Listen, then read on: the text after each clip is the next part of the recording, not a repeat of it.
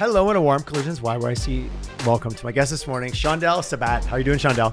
I'm very well, Tyler. Thank you. Oh man, thanks for coming on. As always, you and I have known each other for years, intersecting circles of influence.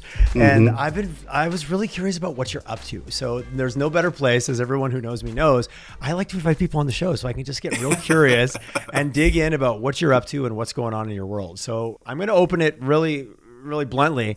You're the co-founder at Prairie Vertical Farms. What's a Prairie Vertical Farms? Let us into the tent. Alrighty. Well, just very, very simply, we are a commercial scale indoor vertical farming company.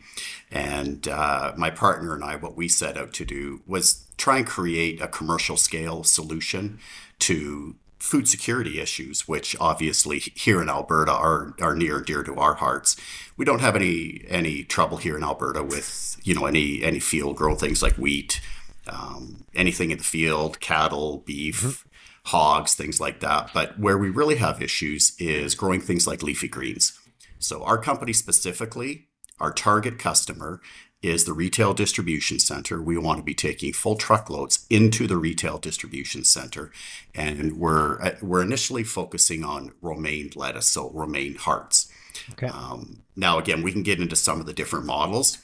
There's lots of out there, looking at things like localized food security, where we, build a small greenhouse, put it in our community and use it to supply the local market.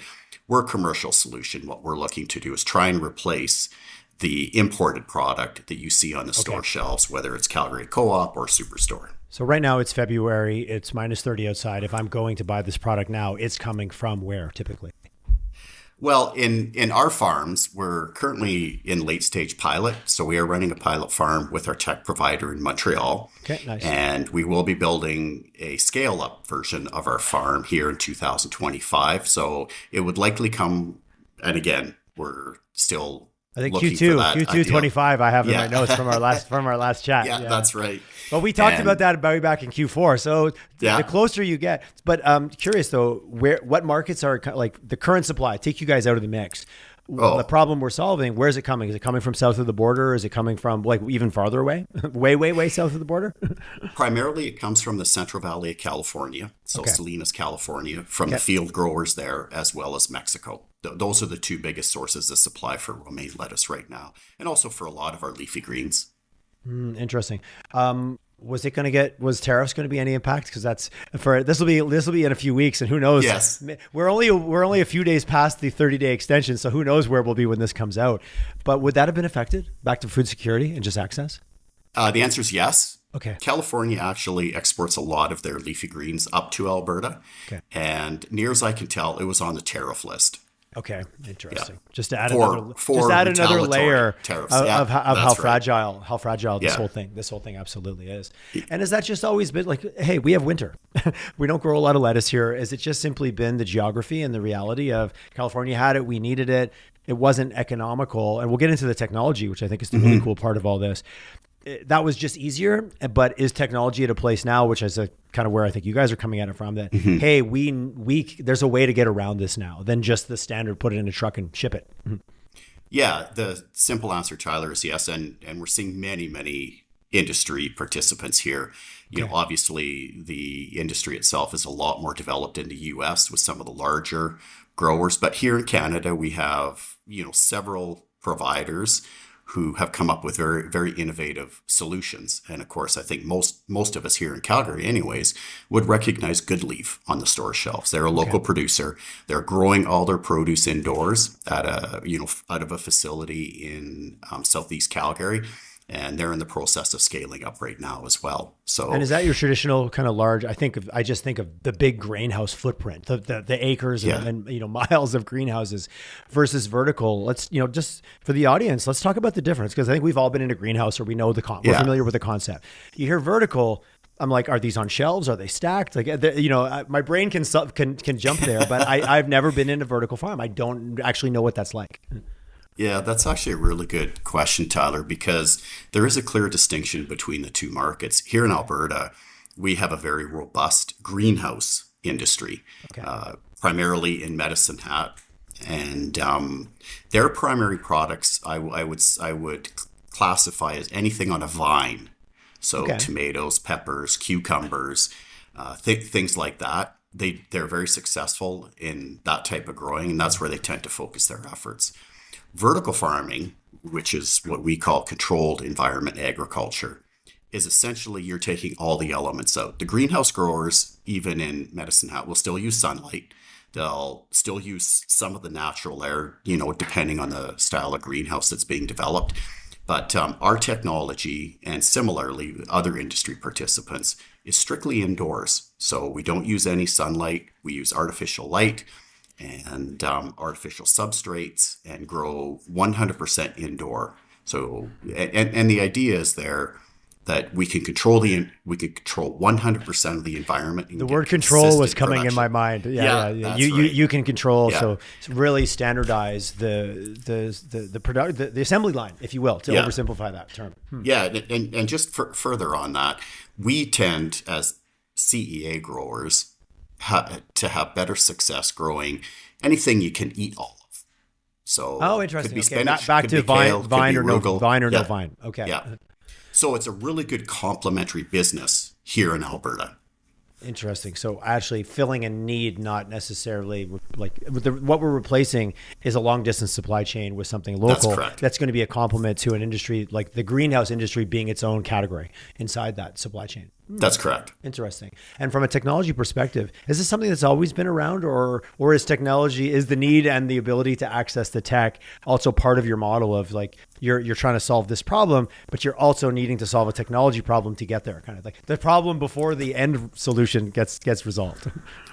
Yeah, you're absolutely right. And if you look at anybody who's in this industry today, I mean, this type of growing has been around for quite some time, primarily as a complement to greenhouse growing. Yeah.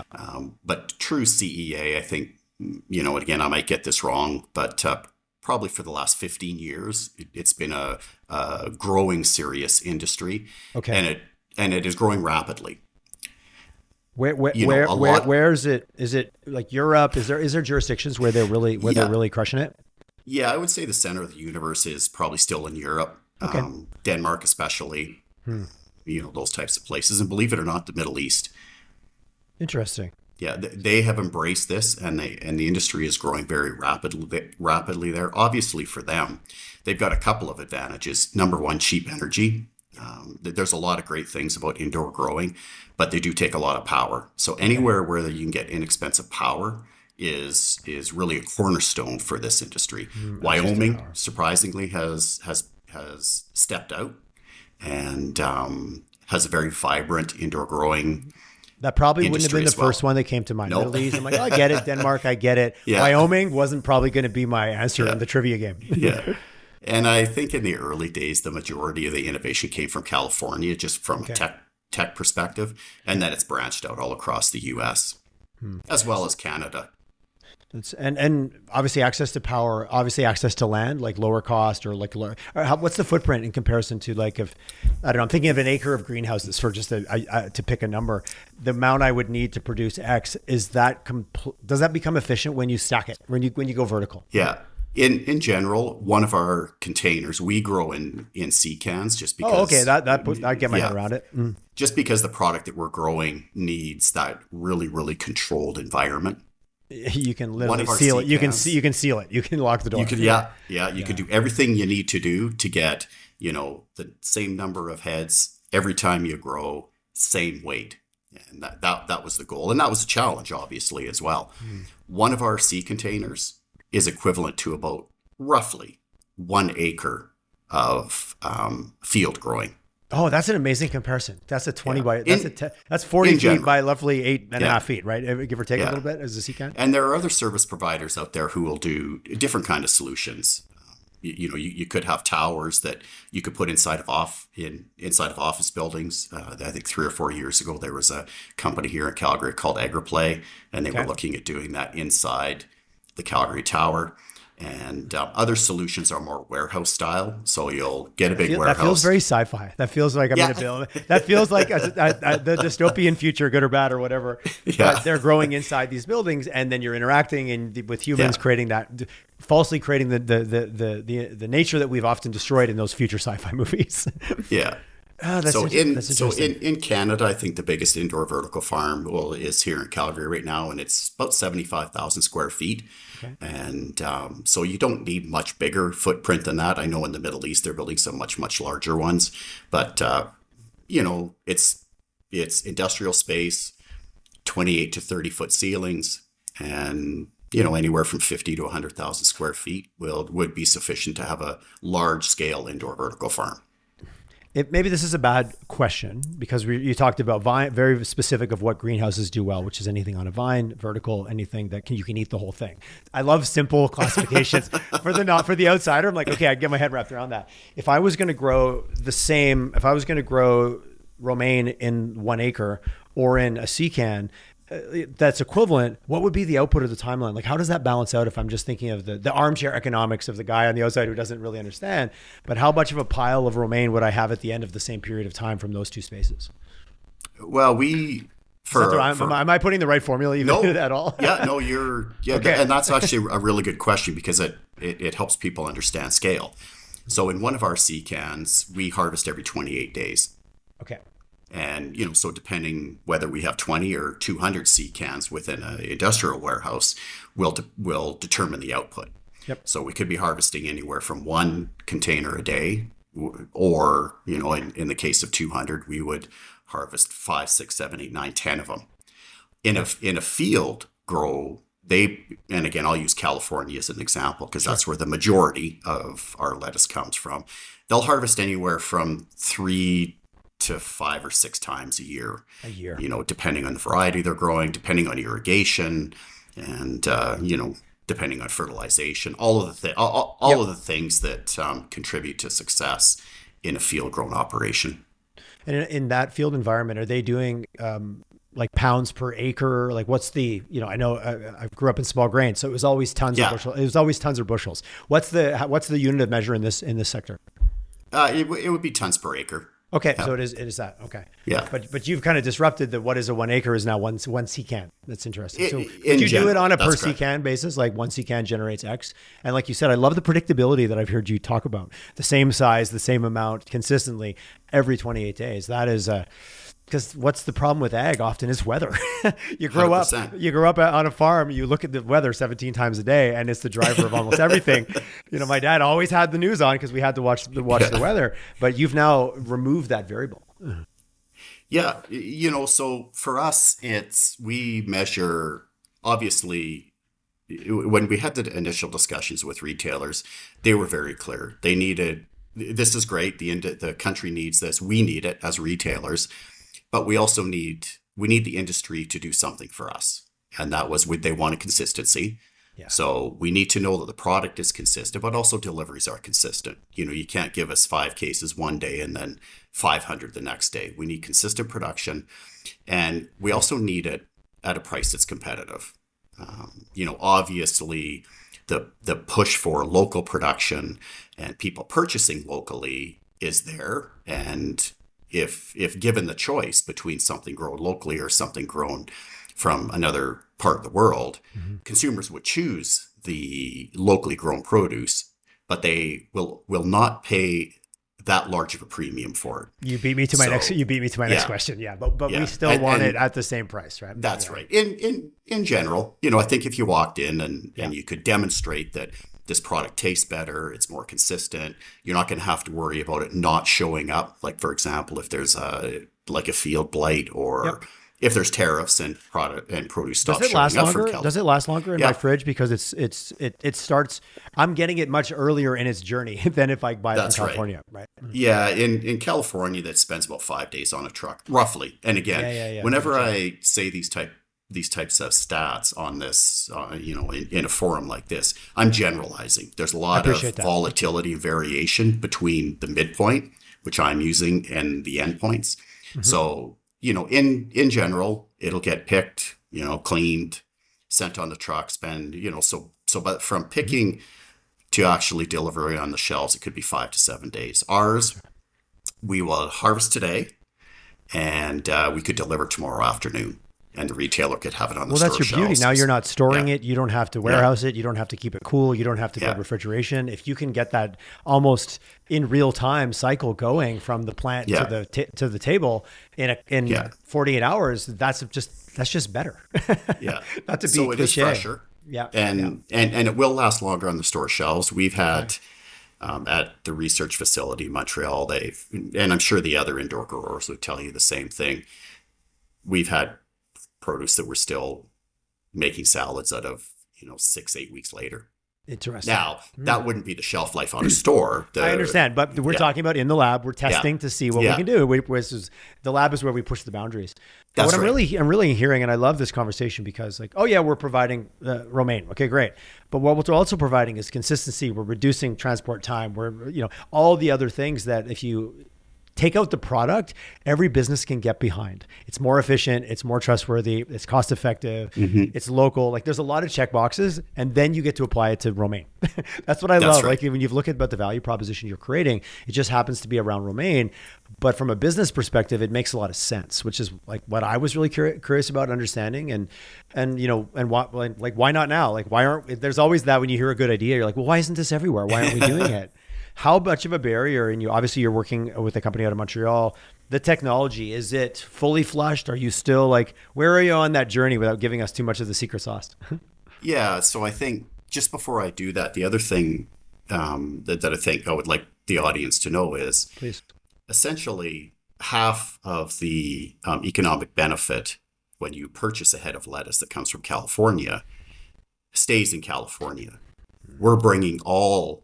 And us when I say I mean the industry, we're bringing all of that economic benefit back here to Alberta. So we're putting Albertans to work on the farm. We're putting Albertans to work, in the facility as plumbers, electricians, growers, agronomists. Yeah. So all that economic development comes back to Alberta or wherever the farm might be. So in terms of where we're at, closes the circle, which I love. Closes the circle. Everybody loves that. Yeah. Yeah. And, jobs anywhere from, the people who look after the facility to make sure the lights are on and the floors are clean to, somebody who's perhaps got a master's degree in agronomy could be working in our location. And there's automation and robotics, and then there's HVAC. And if you think about the slew of expertise that it would take to put it, if I just think of it as a one C-can, all the things that wrap around to make that C-can do what you need it to do, there's a lot of skill. There's a variety of labor in that mix, which is really exciting from a workforce perspective. How much diversity in the workforce are you actually engaging to build a C-can? And I'm just trying to bring it down to the lowest common denominator. Yeah. And it's a lot. And when we first started on this journey, it was obvious that, again, I come from a rural background. So, weather was always the number one conversation at the coffee shop. 100%. And who bought it? And who bought a new pickup? And who bought a new pickup that week? 100%. Yeah. So yeah, you're right about that. And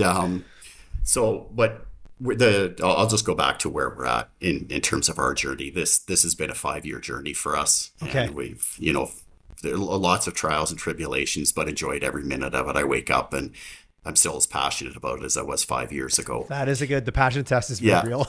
Yeah. And your passion is tested. Yes.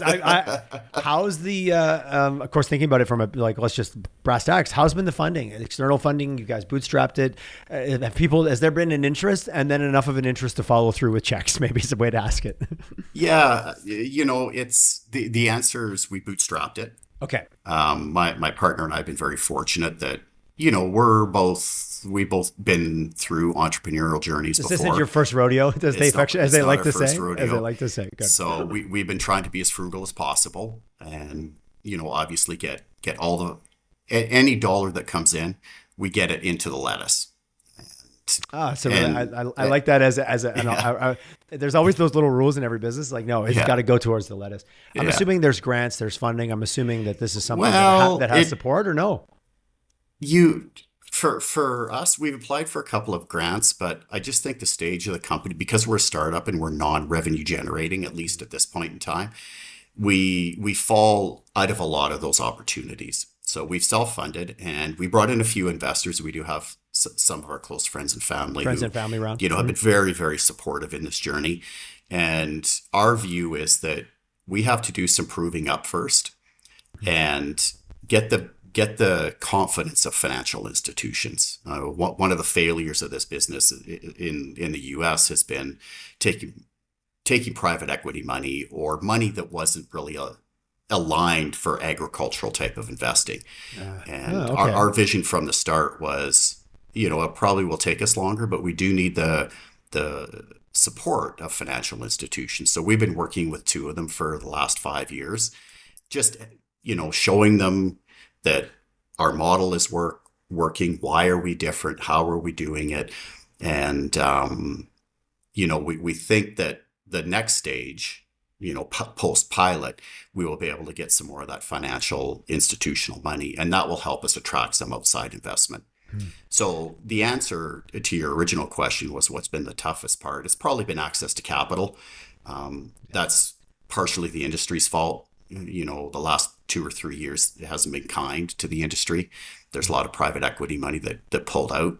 There's been some massive failures in the business, but the cream is rising to the top, and that's what we're seeing in the industry. People with good technology, well thought out business models, and patience are rising to the top. And that's, I think it's the evolution of every industry. People get excited, they dump money in, they lose it. And then, those of us with the true passion and the really good business models will rise to the top. And eventually, the funders will catch on and they'll want to talk to us. And I think every sector we welcome that goes through its version of that. Yeah. But we do have a burden of proof. We have to prove that, number one, so you asked the question about, where are we at? The technology works. The produce is fantastic. The retailer loves it. Now that next step is, can you really scale it? And that's our journey for 2025 and 2026. Nice. Just going back to the investor and kind of, is it, because it's this weird balance between a traditional, like an ag play, which often is tied to land, and there's often an asset that lenders can get their head wrapped around. But then it's a bit of a technology play, but yet it's not a SaaS play. Is it because, from an investor standpoint, we don't know where to put you. We don't know what category. Yeah. And if we think about you the wrong way, we're disappointed just because we didn't have our expectations weren't aligned out of the gate. It's kind of what I'm reading between the lines. 100%. Yeah. So just going back to that point, I draw on my previous experience on being on both sides of the table as an investor, but also someone who's looking for money. And I tend to find when deals fall apart a lot of times, and feelings get hurt when there's misalignment of investor interests. So for us in our journey, for my partner and I, it was very important for us and very clear that this industry is 2 separate industries. It's agriculture technology, and the agronomy knowledge is one side of the business, and farming is the other side. We are farmers, and we defined our problem very, very clearly, and we set out to find a technology provider who could provide the solution. So our business at Prairie Vertical Farms is farming. Their business is technology providing. So 2 separate, and again, the types of investors are rising to the top. Their main investor is private equity investor who invests in agriculture technology. Our investor is likely to be, friends and family, private wealthy individuals, people who have a longer term vision and are looking for a cash flowing family business. Offices, a whole, not a technology investor who's looking for that. I'm going to invest in 10 investments. I know 4 of them are going to crash and burn, but I'm looking for that one that's going to give me the 10x. Looking for my unicorn to make the others work. I'm looking, That's kind of the model, right? It's 19 to 22 investments, and a couple will do this, and 2 will this, and the rest will disappear. I've had it walked out for me a bunch of times, and also followed by this is kind of not a great model. We need to we can have some. Not everything has to be unicorn to be successful, and I think even in the venture space is changing and evolving too all the time, right? Yeah, I really like what you said though, being really clear. We're farmers over here, and that's this kind of investment and this kind of investor, a financial opportunity longer term. But then we still got the technology side of our business that might fit well for a PE style investor who gets it and understands it. And I do appreciate that, if well communicated, it gives you more options. But the communication is the key to the alignment. Back to what you said. It is. Yeah, you're absolutely right. And we've been very fortunate with our technology provider. I don't know if it was luck that we found them or luck that they found us, but the harder you work, the luckier you get. Right. We had exactly what they were looking for, and they had exactly what we were looking for. So it really has been a very solid partnership, since we, met each other. I'm curious, is that company, what stage? It sounds like they've been around for a little bit and they were looking to get into this space, or also just understanding where you're at in terms of your output with Prairie Vertical versus them. They sound like they're a little more established, or they've been around for a while, which also is a great person to partner up with because you're at different phases of the journey, or is that me reading between the lines? Well, their challenge was a little bit different because they were setting out to grow romaine lettuce, which is much more difficult than things like, I'll say sprouts. Okay. How you see the sprouts in the store. Yeah. It's a little more difficult to do. So what they had to do was they had to specially design the seed container to do that. And then they had to go through testing to make sure it was going to work and perfect the recipes. They brought a agronomist on board who's got a master's degree in indoor lighting to help them out with perfecting the recipes. So it was a journey. It was a much longer journey for them. And now they're at the point where they're looking to scale up in terms of offering the technology into the market. But now that next stage for them is you have to prove that you can sell these to farmers. That's where we come in. And that's also where companies can get into a lot of trouble when you're getting outside your core competency really quick, which is really where I think the partnership makes sense to me from over here. Yeah, there are two distinct businesses, and it's as obvious as thinking about a field farmer. Right, a field farmer will say to himself, "I need something specific for this specific field."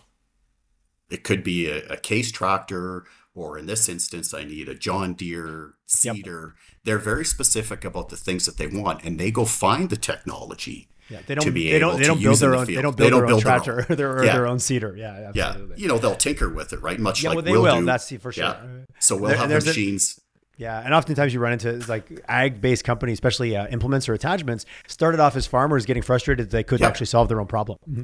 That's right. I have a mutual friend, I think Wilson Acton as I do. And he's like, farmers were the original innovators because they're 100%. Always competing against the market, the weather, and I don't have the right thing. So I'm going to make the right air seeder. I'm going to experiment with no-till. And a lot of those evolutions were driven by the farmer. Mm-hmm. Yep. 100%. People who are not involved in ag space, and I'm making broad sweeping statements, often don't realize how much innovation and how tech forward those industries are. I remember a Green Star. I grew up on a John Deere farm. This was 25 years ago when GPS was in the combine and you could start mapping your field, and that was 25 years ago. 5 years ago, yeah. Yeah.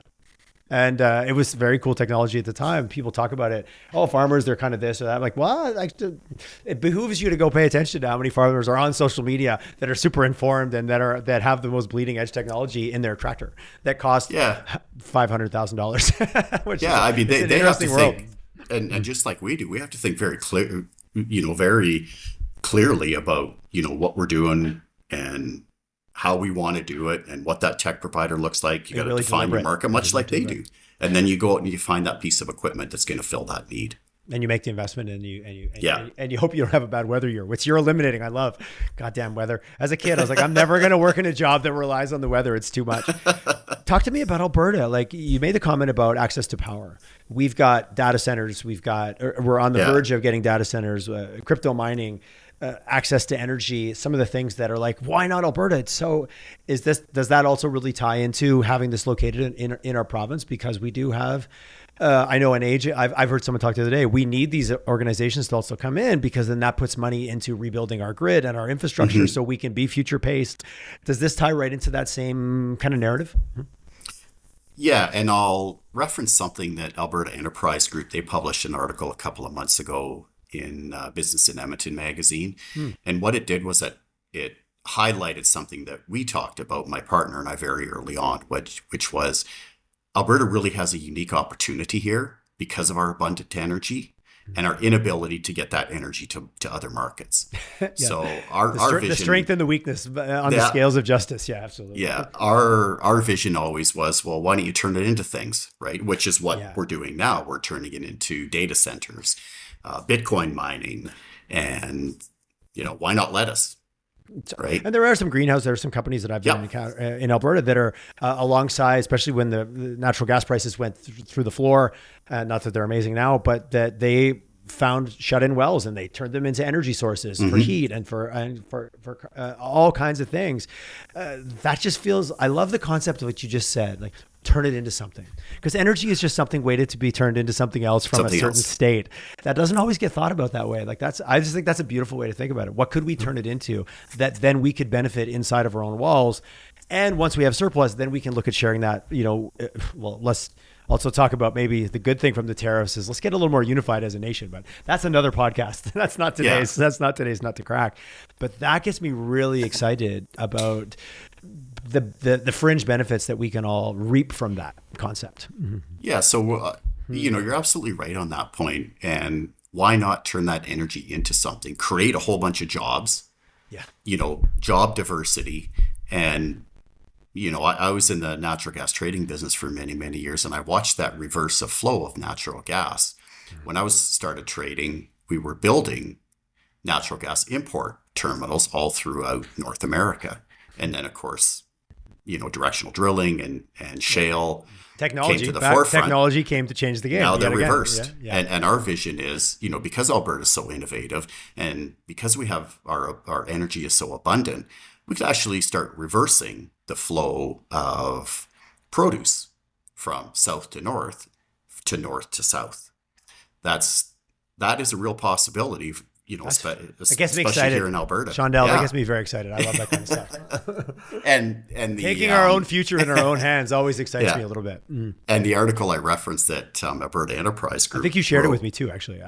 Perfect. Yeah, I think you did. I read it a few months ago. The folks in Saudi Arabia have been going, very aggressively in the indoor vertical farming space, and they've actually started exporting produce to Europe. So they've reversed that flow and, used inexpensive, abundant energy to get into the business. And it's a model, being used in other parts of the world. And I think Alberta is at the doorstep to be able to take advantage of something like that now, especially as we have these tariff discussions over the next 4 years.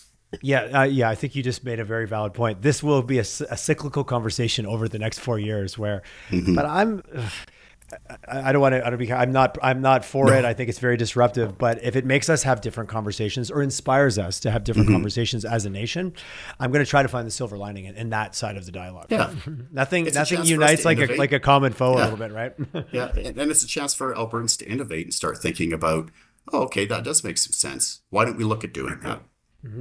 As a province with so much ag as part of our foundation, we've got energy, but ag is right there as such a massive part of our province.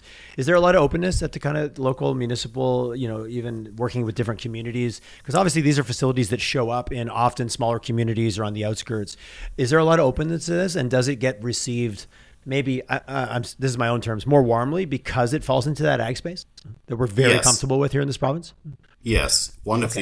Besides power, one of the pain points that my partner and I identified very early on was people, right? Because in a full-scale farm, we could be employing 35 to 40 people in that farm and in various different roles, but a lot of them in growing roles, right? Like as grower assistants or agronomists. Yep. But it's a different type of agronomy.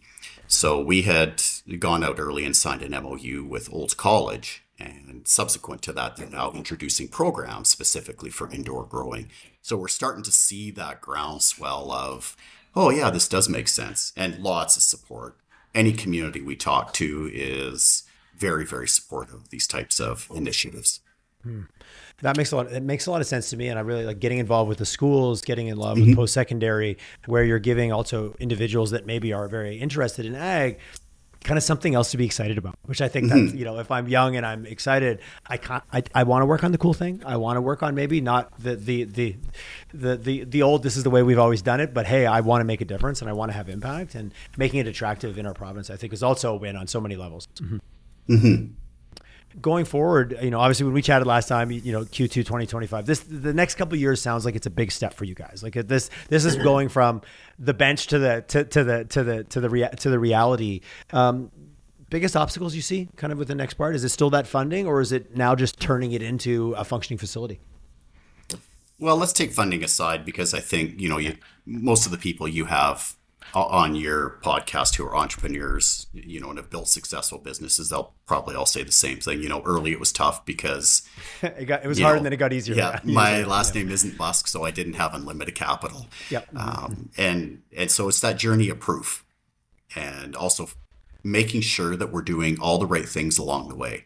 So the next step for my partner and I is, can we scale this farm? So it'll be a smaller scale farm, probably, harvest daily. Okay. And that will prove to investors as well as financial institutions and our retailers that, okay, this is going to work.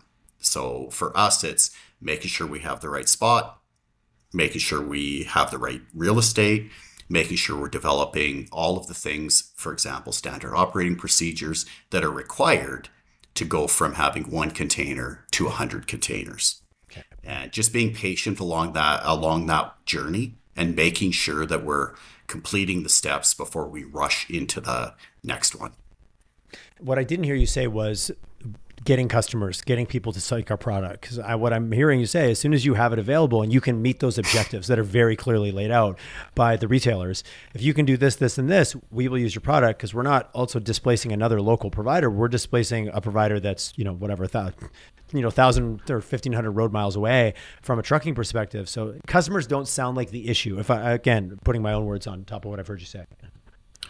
Yeah, you're absolutely right. We're supplying something into the market that they feel there's a massive need for. And if you look at, that's a great version of that problem to have, quote unquote. Right. But having said that, you also have the burden of proof. Right. Yeah. Because the journey of proof, that's your theme. That's your t-shirt. I wrote it down on the page. The journey of proof is 25, 26. It's your bumper sticker. Yeah, that's right. So they'll tell you the same thing that they told us, which is, we love it. We'll buy all the product you can produce. Prove it. But here's what we need. These are these are our criteria. So that's the equation we're trying to solve for. We believe we solved for it. That next step will be the scale up. All the conversations we've had with retailers have been very, very encouraging, very encouraging. And I think evidence of that is, you walk into the store shelves here in Calgary and you see local producers front and center on the shelves. So they are looking to try and get more local production, and they're very willing to give everybody a chance, but not at the expense of their business. Which at the end of the day, there still is a bit. Yeah, I do appreciate that. We're not running. Nobody's running charities. These are for-profit businesses, and ultimately the consumer needs to walk in and see a full shelf with a product that they trust or they value. And things like tariff conversations only drive the buy local conversation even harder. Yeah, and if you look at the supply chain, it started mid-COVID. There was times when middle of summer, middle of winter, there was no romaine on the shelves. Yeah. And, it's for a variety of different reasons, right? Supply chain being an obvious one, but, they had I can't remember, I think it was 2021, they had a blight down in California, so it restricted the supply of romaine lettuce up into Canada. So they are addressing their own food security issues, which is, hey, we only grow so much romaine here, and there's, obviously more Americans, and there's more demand for it down here. There might be a day when we'll get less of it. And so the sooner that these kind of solutions can come to the forefront, the retailers will be happier, and so will the customers. It feels like we've gone through the cycle of, I don't even know what the timeline is, where, if there was a certain produce in the store, that was like a bonus. It was available because that would happen to be the season. Then we got to this time where everything was available all the time, and you could eat seasonal foods all year round because they came from somewhere. And it kind of feels like we're going back in a way that we can't take that for granted anymore. Like, it's an interesting cycle, and I'm sure someone's mapped it out somewhere. I'm just armchairing it. We were chatting with someone the other day, and like, are you supposed to eat oranges all year round? Are you supposed to eat but we've got so spoiled and so trained that this conveyor belt of food comes to us all the time. But thinking about how do we make sure that stays in place, I love technologies like this, and I love people going, hey, like you, can we think about this differently? I think there's an opportunity, and being on the long enough journey to get there, that this is not a get rich quick or a quick fix scheme, if I'm hearing it correctly. No, it's an investment by everybody, whether it's my partner and I, whether it's the retailer, whether it's folks like you who come into the store shelves and say, hey, I'm going to buy Prairie Vertical because I know it's grown here as opposed to Southern California. And also, it looks good. It looks tasty. It looks fresh. And it's better. Let's go back to let's not lose that. We're not trying to sell you a local product. We're trying to sell you a better product that's Alco Loco. Like, that's what I love. And I think a lot of times these initiatives forget that sometimes, but it's because of this. I'm like, but the quality still has to be there or more. Yeah. Like, it's almost a non-negotiable. Yes, or better. Yeah. We are very fickle as consumers. And I might pay a penny more, but I might not pay two. Yeah, that's right. Shondell, I love what you guys are doing, and I love the long game that you're playing. Clearly, the passion. You said you still get out of bed 5 years into this thing, and it also sounds like you're this chapter that's emerging for you into 25, 26. Feels like it's coming, the 5-year overnight success. I say that very, very loosely. It's so easy to look in and go, oh, wow, that's amazing. And you're like, yeah, it's amazing because we've stuck with it. And all those days that the clouds were maybe hanging a little bit low and the weather wasn't great, we pushed through because we had the bigger picture in mind. And I think that's the journey of the founder entrepreneur. Yeah, you're right about that. That should get celebrated more. Thing. It 100% it is. Because it drives you to find a solution. There's only one way forward, which is through. That's right. if someone wants to learn more, they're super excited. They want to invest. Is it reach out to you? Go to your, you guys gotta. I love how vibrant and like high energy your website is. I'm on it right now, prairieverticalfarms.ca. But if someone wants to have a chat with you, LinkedIn. What's your preferred? I'm fine with emails. If you go onto our website, we don't have a lot of it populated. So prairieverticalfarms.ca, both my contact information is there as well as my partners, and they can reach out to me that way. LinkedIn also, I'm a big fan of LinkedIn, and just Shondell Sabad. There's not many of us there, so you'll probably get the right one. That's awesome. And happy to engage and have a conversation, share a little bit more information, because part of what we need to do as an industry is make people aware. Hey, this is going on. And so when you're talking to your MLA or somebody at Calgary Economic Development, say, hey, look, did you know this was going on? I think it's important as a society that we do this, from supply chain. It's a protection against tariffs, and it's the right thing to do. My cousin's an electrician. He'd love to be able to work in a facility like that. Mm-hmm. I love the just the sheer diversity of the impact that it can have. Like, at the end of the day, it's putting this product on the shelf that's better and look at the workforce engagement, look at the opportunity to take up space, the idea of CCons and how modular that can become and the flexibility around it. There's a lot about it that gets really exciting versus the comparison of 1 acre of land. And but it balances out. We still need both. Like, it's a complement, and that's what I really like about it too. It takes a village to make a salad. Well, and that's part of the other. My partner actually sits on. We formed a CEA association here in Alberta. And, because a rising tide lifts all boats, right? And the food security issue that potentially could be coming down the pipe requires a lot of different solutions. We're one of many solutions out there that is going to help to solve this problem. So if we can all talk about this, generate ideas, and I go back to a previous career as a trader. That's how we got better as traders. That's how we gathered information. We talked to one another. And it's that sharing of information that will make this industry successful here in Alberta. Well, a sense of abundance versus a sense of scarcity creates very different activity by the people involved in that sector, right? And I'm a big abundance thinker. Yep. Whenever time I think scarcity, I usually screw myself in some way. That has been my experience, Shondell. Armchair insights over here. Yeah. It's the joy of getting older. You're like, if I keep doing that, it's not going to work out yet again. Right, yeah. Shondell, thanks for coming on the show. It was really good to chat with you and to get to know a little bit more, and really to hear the passion for what you're doing come through. And thanks for doing it. I think all of the rising tides, I think you lift all boats. I think that was well said, and I'm glad to have you on the show to share the story. I appreciate it, Tyler. Thank you so much for the opportunity, and I look forward to having more of these types of conversations. You got it. My favorite. Okay. Take care.